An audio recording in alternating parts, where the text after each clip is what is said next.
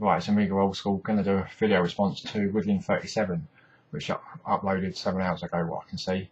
And that was 15 systems, 15 favourite games. And it goes, what's yours? So, I've done a little list. Going to do this bit where I'm going to respond back on the video. Right, first one, I've got Atari 2600s. And I've put down Empire Strikes Back. I won't go into too much detail regarding why and what, but it's what I can remember. It's what I can remember playing. It was a tough one, but I think that one, from the top of my head, comes out on top. Well, I got the Spectrum 48K, and that was back to school. Loads of memories playing this, like going from like I don't know, school, and it's just memories of like school and Spectrums. Master System got for number 3, and that was Golden Axe, and that was a tough one for the MS. There's so many great games out there for that system, but Golden Axe was one of my top games. It was. And next up, I've got the Game Gear, and I've got Shinobi for the Game Gear. Really good. You know, I liked it on the Master System, but the Game Gear was portable, and I could play it outside, which why I chose that. Right, for the Nintendo, never had one, but I borrowed one for, I can't remember if it was a Game Gear, I can't remember at school. And Snake, Rattle and Roll. I don't know if you guys remember that. I don't know, I haven't seen anyone or heard anyone talk about that game, but really enjoyed it. Little snake jumping over waters and stuff, and it's really great. If you ain't seen it, all your NES and Super Nintendo and Nintendo fans, check it out. It's really, I enjoyed it. Right, next up, number 6. I've got a Game Boy. I've got Super Mario Land. I never had a Game Boy. I've won a Game Boy, but the Game Boy, mate Dave and his brother had one, and it was just there on the sofa, and he was just pick it up and play it, and was watching videos, like, you know, when we was around Dave's house, and just playing it all the time. And he only had a couple of games for it, but Super Mario Land's really stuck in. Right, I've got another one, number 7, and that's the Archimedes. And it was tough because it was at school that we was playing it, and it was a couple of games we had on it, but the one that stuck in my head was SWIV, and loved it on the Amiga. I can't remember the differences between them. I'll probably have a look on YouTube or something at the Archimedes version of it, but SWIV, outstanding game, and love it across everything I do. And yeah, so that was number 7. Number 8, the Amiga, my most passion computer, and I've got Sensible Soccer. Because again, I mean, I keep saying summer, but you know, Sensible Soccer, Dave, John, Mike, you know, just a couple of people around, and we just sat there and we just played tournaments, games, same as Pro Evo now, I guess, or FIFA, but we just sat there playing Sensible Soccer all the time. You know, great, you know, matches and everything, and just battled through it.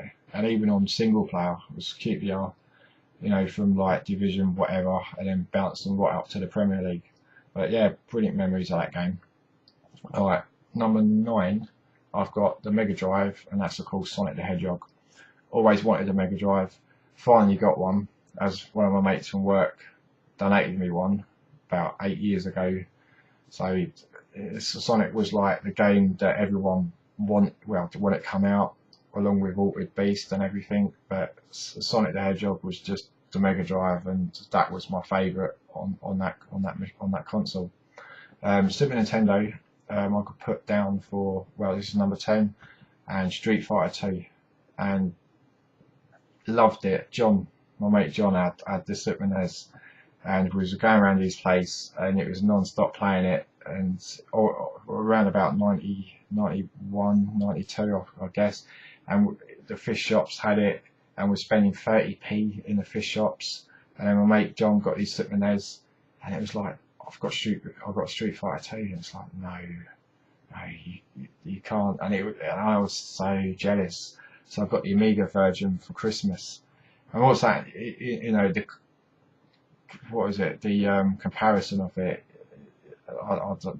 Yeah, but Street Fighter 2 for the Super Nintendo.